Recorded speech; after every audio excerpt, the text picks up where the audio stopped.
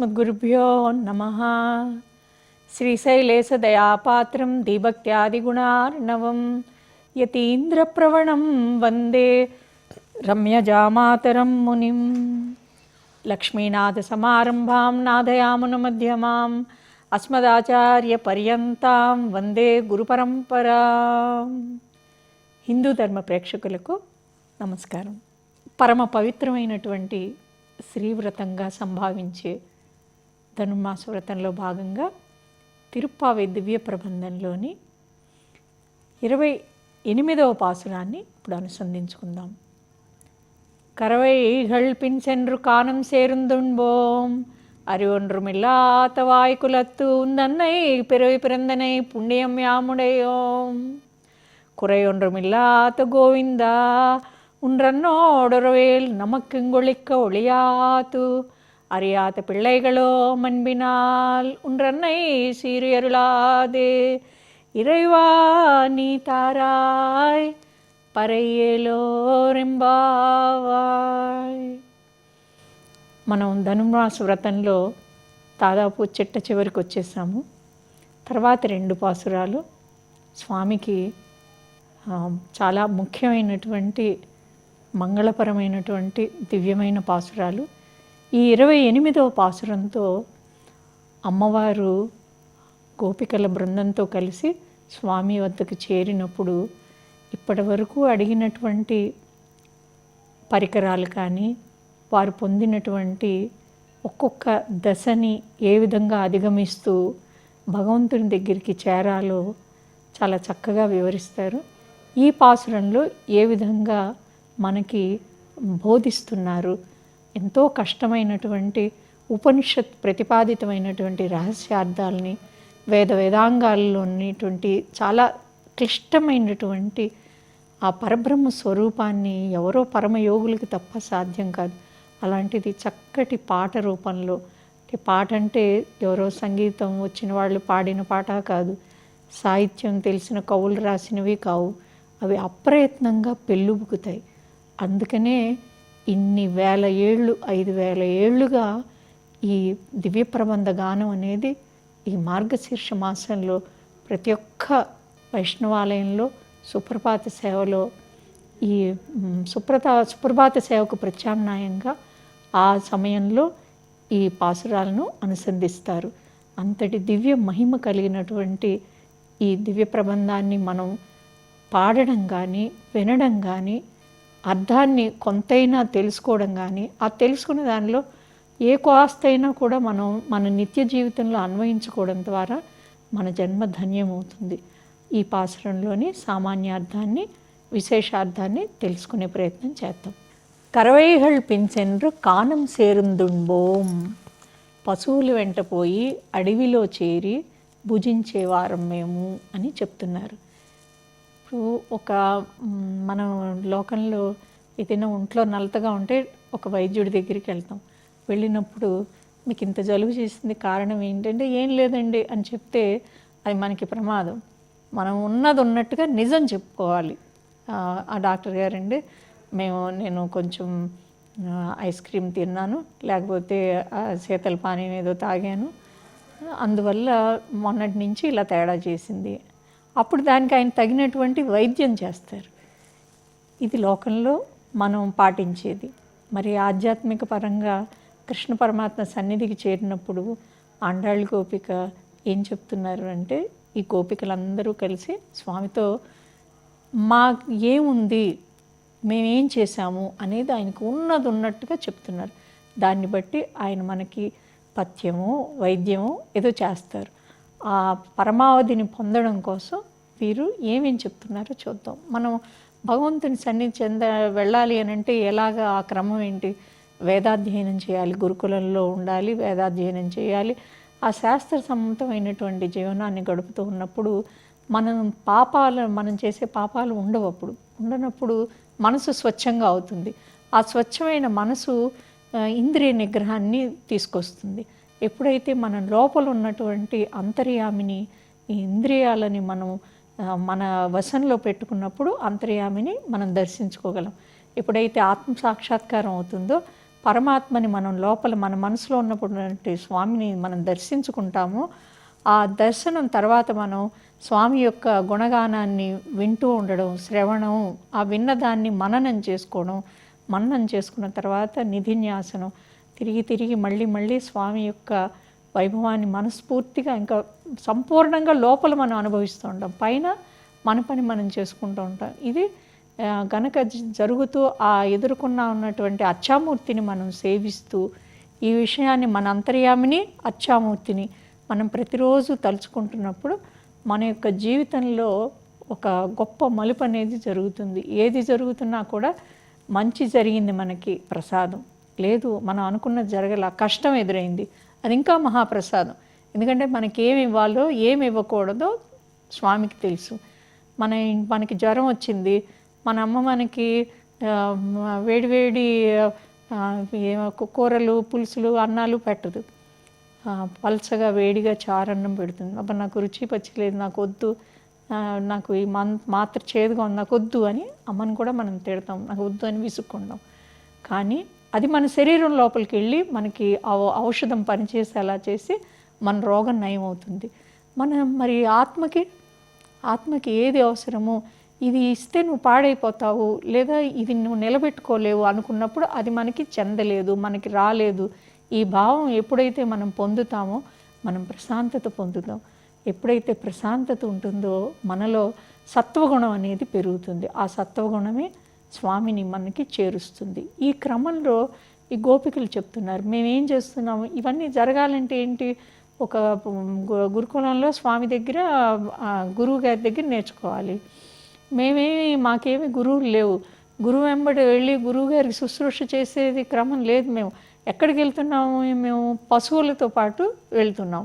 ఎందుకు, ఆలమందలు మేపే దాంట్లో మేము పుట్టున్నాం కాబట్టి వాటితో పాటు వెళ్ళి అక్కడే బోం తింటున్నాము. ఒక చాందోగ్యోపనిషత్తు చెప్తుంది, మనం ఆహారం ఏ విధంగా స్వీకరిస్తే మనం మోక్షాన్ని పొందగలము. రజోగుణ ప్రధానమైన ఆహారం మనకి ఏం చేటు చేస్తుంది, తమో గుణమైనటువంటి ఆహారం స్వీకరిస్తే ఏమవుతుంది, సత్వగుణ ఆహారాన్ని స్వీకరిస్తే ఎలా ఉంటుంది అనేది. మాకు అవి ఏమి నియమాలు తెలియవు. మేము తద్దన్నం చేతిలో పెట్టుకుని వెళ్ళిపోతూ ఉంటాం, ఆ మూట కట్టుకుని. ఇప్పట్లాగా ఏమి రకరకాల వన్యచిన్నుల ఆహారాలు, బ్రేక్ఫాస్ట్లు ఉండేవి కావు కదా, పట్టుకెళ్ళేందుకు చద్దన్నమే ఉండేది. తీసుకుని మేము అడవుల్లోకి వెళ్ళి పశువులతో పాటు వెళ్తున్నాము. మాకు పశువులే ఆచార్యులు. ఎక్కడికి వెళ్తున్నాము, ఇవాళ వెళ్ళినదో మళ్ళీ రేపు తెలియదు. అప్పుడేమి జీపీఎస్ ఉండవు కదా, పాపం ఈ పశువులు ఎటు వెళ్తే అటు వెళ్తున్నాయి. ఆ సంగతే కృష్ణుడికి చెప్తున్నారు, మాకు ఏ విధమైన ఈ క్రమం లేదు, మేము పశువులతో పాటు వెళ్తున్నాము. అరివొండ్రుమిల్లాత వాయుకులత్తు, జ్ఞానం ఏమీ లేనటువంటి గోపవంశంలో జన్మించాము అంట.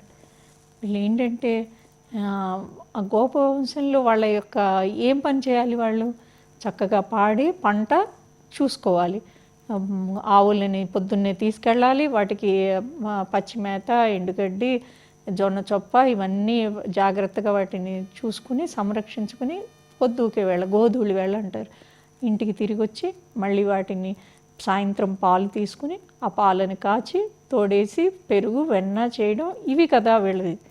ఇక మాకు ఇప్పుడు జ్ఞానాన్ని సంపాదించాలి, జ్ఞాన సముపార్జన కోసం మేము ఉపనిషత్తులు చదువుకోవాలి, వేదాలు చదువుకోవాలి, లేకపోతే పురాణాలు తెలుసుకోవాలి, ఇతిహాసాలు చదువుకోవాలి, ఆరణ్యకాలు ఏమిటో తెలుసుకోవాలి, ఇవేమీ మాకు తెలియవు. మాకు జ్ఞానయోగం తెలియదు, మాకు కర్మయోగం శూన్యం, భక్తి యోగం తెలియదు అని వీళ్ళవన్నీ కూడా చెప్తూ వస్తున్నారు. ఆయ్కులత్తు ఉందన్నై పిరవి పిరందనై పుణ్యం యాముడేయో, జ్ఞానగంధం లేని గోపవంశంలో నీవు జన్మించటే ఆ గొప్ప పుణ్యం, ఆ పుణ్యాన్ని కలవారం మేము అని గోపికలు చెప్తున్నారు. మేము ముందు పశువులను తీసుకుని అడవిలోకి వెళ్తాము అన్నారు. ఏం అడవులు అవి, నైమిసారణ్యం కాదు, బద్రికాశ్రమం కాదు. గోవులు ఎటు ఆహారం కోసం వెళ్తాయో ఆ పచ్చిమేత కోసం అటే వీళ్ళు వెళ్ళిపోతున్నారని చెప్పారు. ఎలాంటి జ్ఞాన సముపార్జన మీద ఏం వాళ్ళకి ఎక్కడ సమయం ఉంటుంది, అలాంటి చోట మేము పుట్టున్నాము. మరి మీకు ఎలాగ స్వామి నా సన్నిధి నీకు కావాలి అని అంటే, మీకు ఏం యోగ్యత ఉంది అంటే, స్వామి జ్ఞానగంధం లేని గోపవంశంలో నువ్వు జన్మించావు, పుణ్యానికే నువ్వు రూపుదాల్చిన పుణ్యమూర్తివి, నువ్వు జన్మించిన కంటే మాకు ఇంకేమిటి కావాలి అని వీళ్ళు చాలా బాగా అడుగుతారు. ఎక్కడైతే శ్రీవైకుంఠంలో సారూప్య సామీప్య సాయుధ్యాలు కలిగినటువంటి నిత్యసూరులతో చుట్టూత పరివేష్టితుడై ఉంటాడు స్వామి. ఆ నిత్యసూరులకు నాయకుడైన వాడు ఇక్కడ గోపాలుడికి నాయకుడై ఉన్నాడు. ఎక్కడ ఉపనిషత్తుల్లో ఎంతో అద్భుతంగానో రహస్యంగా నిగూఢంగా దాచబడినటువంటి పరబ్రహ్మతత్వం ఒక చిన్న గోపబాలుడి రూపంలో ఇక్కడ ప్రతి ఒక్కళ్ళకి సౌలభ్యంగా ఉంటారు. ఎంతో కష్టపడి తపస్సు చేస్తే తప్ప స్వామిని ఒక క్షణకాలం కూడా యోగీంద్రులు అనేవాళ్ళు వాళ్ళు స్వామిని దర్శనాన్ని దొరకడం వాళ్ళకి దుర్లభం. అలాంటిది వీళ్ళతో పాటు తిరుగుతూ అదే పంచకట్టుతోటి అదే ఒక వెదురుగొట్టాన్ని నడుంకి కట్టిన బట్టలో పెట్టుకుని చద్దెన్నాన్ని మూట కట్టుకుని అలా తిరుగుతున్నావు, ఎంత అహోభాగ్యం అని చెప్పి వీళ్ళందరూ కూడా దేవతలందరూ కూడా పరవశిస్తారు. వీళ్ళని ఎంత నందవ్రజంలో ఉన్నవాళ్ళది కదా భాగ్యం అని చెప్పి. అలాంటి నువ్వు మా దగ్గరికి వచ్చావు, నీ సౌలభ్యానికి ఇది మహా గొప్ప నిదర్శనం, గొప్ప పరాకాష్ఠ ఇది. అలాంటి నువ్వు మా దగ్గర అవతరించడం కంటే మాకు ఇంకేం యోగ్యత కావాలి? ఇంతకంటే గొప్ప యోగ్యత ఎవరికైనా ఉందా? ముల్లోకాలు కాదు, అన్నీ ఈ భూమండలంలో కానీ అవతల కానీ ఎవ్వరికీ లేదు. అంత గొప్ప అదృష్టం, అంత సౌభాగ్యం మాది అని చెప్పి వీరు స్వామికి చెప్తూ ఉన్నారు. కొరై ఒండ్రు మిల్లాత గోవింద, ఏ కొరత లేని గోవిందుడా. వీళ్ళు ముందరి పాసనలో కూడా గోవింద అన్నారు, ఇక్కడ గోవింద అంటారు, తర్వాతి పాసన కుడారే విల్లుం సిరి గోవింద అంటారు. ఈ గోవింద అనే నామాన్ని ఒక 3 పాసురాల్లో వీళ్ళు చెప్తారు. ఎందుకనంటే గోవులంటే వీళ్ళకి ఇష్టం, స్వామికి ఇష్టం. గోవులు ఎంత వీళ్ళకి సహాయం చేస్తాయంటే బయట ప్రపంచంలో ఇంటికి ఆలస్యంగా వస్తారు, కృష్ణుడితో కబుర్లు చెప్పుకుని కృష్ణుడితో ఆటలాడుకుని వీళ్ళు ఇల్లు చేరేసరికి ఆలస్యం అయిపోతుంది. ఈ పెద్దలు ఏంటి ఇంత ఆలస్యమైందని అడిగితే ఇగో ఈ ఆవుల వల్ల ఆలస్యమైందని గోవులను చూపిస్తారు. అందుకని చెప్పి గోవులంటే కృష్ణుడికి ఇష్టం, వీళ్ళకి ఇష్టం. గోవులను కాపాడేదే గోవిందుడు. ఆ గోవింద నామాన్ని పలుకుతూ నువ్వు ఏ కొరత లేనివాడికి గోవింద. నువ్వు వచ్చావనుకో, ఇప్పుడు మనం ఒక కార్యక్రమానికి ప్రారంభోత్సవానికో ఒక సభకో ఒక ముఖ్యమంత్రినో ప్రధానమంత్రినో రాష్ట్రపతినో పిలిచినప్పుడు మీరు గమనించండి, గబగబా ఆగమేఘాల మీద ఆ రోడ్ల మీద ఉన్నటువంటి ఎత్తు పల్లాలన్నీ కూడా సరిచేసేసి దానికి చుట్టూతా ఈ పౌడర్ ఏదో వేస్తారు, అది వేసేసి వాళ్ళు రావడానికి చాలా నీట్గా చేసి పెట్టి ఉంచుతారు. అంత పరిశుభ్రంగా చక్కగా ఉంటారు. అలాగే మాలో చాలా లోపాలు ఉన్నాయి, వాటిని అన్నిటినీ నువ్వు పూర్తి చేయి. వాడు ఎలాగా మాలో ఈ రోడ్డు మీద ఉన్నటువంటి ఎత్తుపల్లాలని సరిచేసి ఏ విధంగా వస్తారో గోవింద, నువ్వు కూడా మా ఆత్మల్లో ఉన్నటువంటి మా సహజమైనటువంటి ఒక స్వభావసిద్ధమైన దోష గుణాలు ఉంటాయి. అవి భూమండలంలో పుట్టిన ప్రతి ఒక్కళ్ళని ఆవరిస్తాయి, సత్వరజస్ తమో గుణాలు. ఆ రజోగుణాన్ని తమో గుణాన్ని నువ్వు తగ్గించి సత్వగుణాన్ని పెంచే విధంగా ఆ సరిచేయి, ఆ ఎత్తుపల్లాలని సరిచేసి నువ్వు రా తండ్రి అని వీళ్ళు పిలుస్తున్నారు. ఉందన్నోడు ఉరవేల్ నమక్కెంగొళిక్క ఒళియాతు, నీతో మాకున్న బంధం ఇక్కడ పోగొట్టుకోమన్నా పోయేది కాదు. నీకు నాకు ఉన్న బంధం ఎలాంటిది కృష్ణ అని ఆండాళ్ళు గోపిక అడుగుతుంది. గోపికలందరికీ కూడా స్వామితో ఉన్న బంధం ఒకరోజు పోగొట్టుకుంటే పోగొట్టబడేది కాదది. సూర్యుడి నుంచి కాంతిని ఎవరైనా విడదీయగలరా? ఒక మణి ఉంది, అది ప్రకాశం దానికి ఉంటుంది, దాని లోపలిది, దాని నుంచి ఎవరైనా విడదీయగలరా? ఒక పుష్పం ఉంటుంది, ఆ పుష్పానికి ఒక సుగంధం ఉంటుంది, ఆ సుగంధాన్ని ఆ పువ్వు నుంచి ఎవరు విడదీయలేరు. అలాగే ఒక మంచి మామిడి పండు ఉంది, ఆ పండుకు ఒక రంగు రుచి ఉంటుంది, అవి పండు నుండి అవి మనం విడదీసి చూడలేము. అలాగే కృష్ణ, నీతో పాటు మా బంధం ఎప్పటికీ కూడా విడిపోని బంధము అని చెప్పి వీళ్ళు స్వామికి చెప్తూ ఉన్నారు. ఇంకో మాట కూడా అంటారు, మేమందరం గోపికలం, నువ్వు గోవిందుడివి, ఇంకేం బంధం కావాలి? ఇదే విన్నవింపుని దూర్జటి చేస్తాడు శ్రీ కాళహస్తీశ్వర శతకంలో. నువ్వు పశుపతివి, నేను పశువుని, కాబట్టి నన్ను రక్షించాల్సింది నువ్వే. ఎంత స్వామి మీద వీళ్ళు అడుగుతారు చూడండి. మేము గోపికలో, నువ్వు గోపాలుడివి, నీకు నాకు ఉన్న బంధం ఇది, దీన్ని నువ్వే తీయలేవు, మేము విడదీయలేము అని వీళ్ళు చెప్తూ చమత్కారంగా అరియాద పిళ్ళైగలో మణ్బినాల్, అజ్ఞానమైనటువంటి పిల్లలు ప్రేమతో పలికాము అంటారు. మరి మీరు ఇందాక అంతకుముందు పాసురాల్లో నారాయణ అన్నారు కదా, నారాయణ శబ్దం దేన్ని సూచిస్తుంది? పరత్వాన్ని సూచిస్తుంది. ఎక్కడ ఉంటాడు నారాయణుడు? పర వ్యూహ పరమపదంలో శ్రీమన్నారాయణుడు శ్రీభూనియళ సమేతంగా ఆయన కూర్చుని ఉంటాడు. ఇక్కడ వ్యూహంలో ఎప్పుడు ఇంద్రాది దేవతలో లేకపోతే ఇంక ఎవరు ఏ కష్టం వచ్చినా వాళ్ళు వెంటనే, ఇది క్యాంప్ ఆఫీస్ అన్నమాట, క్షీరసాగరంలో ఆయన పవళించి ఉంటాడు, మహాలక్ష్మి ఆయన పాదాల దగ్గర ఉంటారు. మరి ఆ నామాలను సూచిస్తున్నవి మీరు పలుకుతూ ఉన్నారు. నేను మీ ఎదురుకుండా ఉన్నా కదా, అంటే మీకు అందుబాటులో ఉన్నా, అంటే ఎదురుకుండా ఉన్న వాళ్ళని వదిలేసి ఎక్కడో ఉన్న ఆ గుణాన్ని మీరు పిలుస్తున్నారు అని నాకు అంటారు. అనేసరికి మేము అజ్ఞానులమైన పిల్లలం కదా, ప్రేమతో ఉన్నప్పుడు నువ్వు పట్టించుకోకూడదు. ఇప్పుడు తల్లి తన పిల్లవాడు పడుకోబెడుతూ ఉంటుంది, వాడు నిద్దట్లో అటు తిరిగి ఇటు తిరుగు ఒక చిన్న కాలు వేసుకుని అమ్మని తంతాడు. అనేసరికి నువ్వు ఎవడివి, నేను కష్టపడి పెంచాను, నువ్వు నన్ను తంతావు ఆ కాలుతో అని అమ్మ కోపిస్తుందా? ప్రేమ ఉన్నప్పుడు దాన్ని సహిస్తుంది. అలాగే అనుకో కృష్ణ, ప్రేమతో ఉన్నప్పుడు కాలు తగిలింది, చేయి తగిలింది, నువ్వు దాన్ని మన్నించాలి కదా. అలాగే మేము కూడా నీ ఎదురుకుండా సులభంగా ఉన్న కృష్ణనామాన్ని, గోవిందుని కాకుండా ఎక్కడో ఉన్న నారాయణని మేము ముందు పాసురాల్లో పలికాము, అన్ను మనసులో పెట్టుకోకు అని వీళ్ళు చెప్తారు. ఉందన్నై పిరు ఆళియుత్వం సీరియర్లాతే, ఉందన్నై చిరుపేరళవం, అంటే నీ చిన్న పేరును పెట్టి పిలిచామని కోపగించి కృప చేయకుండా ఉంటావా? ఇది మనకి ఒక చిన్న ఉదాహరణ పరిశీలిస్తే, ఒక గొప్ప నాయకుడు ఎవరు జైలుకి వెళ్ళాడు. జైలుకి వెళ్ళినప్పుడు అతని పేరుతోటి ఉండదు, ఒక జైలు దుస్తులేసి ఒక నెంబర్ ఇస్తారు. ఆ నెంబరు 140 200 ఏదో ఉంటుంది. తర్వాత కొంతకాలానికి జైలు నుంచి విడుదలైపోయి అతను ఒక రాష్ట్రానికో దేశానికో ఒక ప్రెసిడెంట్ అయిపోయాడు అనుకోండి. అయినప్పుడు అది ఖైదీ నెంబర్ 141 అని పిలిచేసరికి ఎంత కోపం వస్తుంది. అలాగే చాలా ఇష్టమైనటువంటి భర్తని ప్రాణనాథ అని పిలవకుండా లోకనాథ అని పిలిస్తే కోపం వస్తుందిగా. అలాగే కృష్ణుడికి కూడా నాకు కోపం వచ్చిందంటాడు.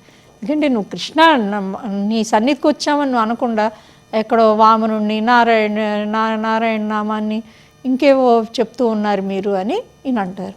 అన్నప్పుడు ఇరైవా నీ తారాయ్ పరేలో రెంపావాయ్, స్వామి మేము జ్ఞాన పరంపరలో ఉన్నటువంటి మహాయోగులం కాదు, అజ్ఞానులం, చిన్నపిల్లలం. నువ్వు మమ్మల్ని మన్నించి నువ్వు మాకు అభిమతమైనటువంటి పరనివ్వు అని చెప్తారు. ఈ పర అన్నది ఏంటంటే పరికరం మాత్రమే అని లోకంలో అనుకుంటారు. పరమ పురుషార్థమైనటువంటి పరతంత్రాన్ని ఏ విధంగా సూచిస్తుందో వీళ్ళు 29వ పాసురంలో మనకి తెలియజేస్తారు. నువ్వు ఈ పరనివ్వు అని మళ్ళీ కృష్ణుడు అడుగుతాడు. అప్పుడు కృష్ణుడు అంటాడు, మీరేమో ఇప్పటిదాకా నువ్వే మాకు ఉపేయం, నువ్వే మాకు ఉపాయం అంటారు, మళ్ళీ నువ్వే కావాలంటారు, మళ్ళీ పర కావాలంటారు అని. అంటే లేదు స్వామి, మాకు శేషత్వము, అనన్యార్హ శేషత్వ జ్ఞానం కావాలి, అనన్యార్హ భోగ్యత్వ జ్ఞానం కావాలి, అనన్యార్హ కర్తృత్వ జ్ఞానం కావాలి. అందుకు సంకేతమైనటువంటి వాటిని నువ్వు మాకు ప్రసాదించు. నువ్వే కదా మాకు ఇవ్వాల్సింది, నిన్ను తప్ప మేము ఎవరిని అడుగుతాము? సమస్త భూమండలానికి, ప్రకృతి మండలానికి ఆవులో ఉన్నటువంటి పరమపదానికి కూడా నువ్వే అధినాయకుడివి, జగన్నాథుడివి, జగత్తుకి కారణమైన వాడివి, జగత్తుకి సృష్టి స్థితి లయానికి కారణభూతుడైనటువంటి వాడివి. ఈ సమస్త సృష్టిని ఆయనే సృష్టించాడు, ఆయనే కాపాడుతున్నాడు, ఆయనే లయింపచేస్తాడు. నీ సంకల్ప వికల్పాలే వీటన్నిటికీ కారణం. వీటిలో మేమెంత నిన్ను మేము చేరుకోగలిగినటువంటి గొప్ప సాధనాపరులం కాదు, ఋషులము కాదు, మునీశ్వరులం కాదు, గొప్ప గొప్ప జ్ఞానులు పుట్టినటువంటి వంశంలో పుట్టిన వాళ్ళం కాదు. మేము మామూలు వాళ్ళం, అడవిలో ఆవుల్ని మేపుకునేవాళ్ళం. కానీ మాతో పాటు నువ్వు పుట్టావు, మా సౌభాగ్యం ఇంకా ఈ భూమండలంలో ఎవ్వరికీ లేదు. అలాంటి గొప్ప పుణ్యాన్ని మేము పొందాము, కాబట్టి నువ్వే మమ్మల్ని కాపాడు అని వీళ్ళు విన్నవిస్తున్నప్పుడు స్వామి వీళ్ళని ఏ విధంగా వీరు కోరినటువంటి అభిమతమైనటువంటి ఏ విధమైన జ్ఞానాన్ని వీళ్ళకి ప్రసాదించారో తర్వాతి పాసురంలో తెలుసుకుందాం. ఆండాళ్ తిరువడిగళే శరణం.